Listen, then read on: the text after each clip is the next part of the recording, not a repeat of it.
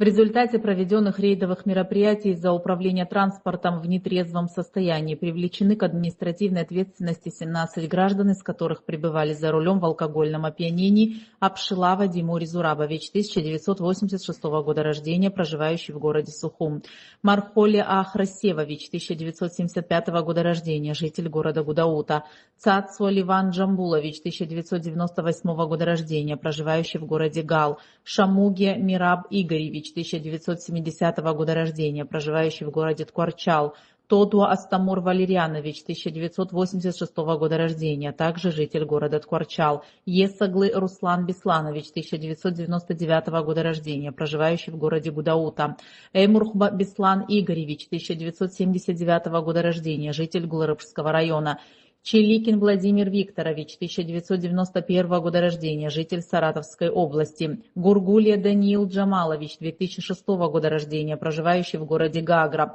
Жураев Шерзот Череглы, 1991 года рождения, проживающий в городе Сухум; Сильвян Ваграм Арминакович, 2005 года рождения, житель Сухумского района; Ахуба Арсо Владимирович, 1987 года рождения, проживающий в городе Сухум; Макагонов Павел Александрович, 1997 года рождения, житель Сухумского района, за вождение без права арестован на 15 суток. В наркотическом опьянении пребывали за рулем трое жителей города Сухум: Инук Аглы Емир Гурамович, 2000 года рождения;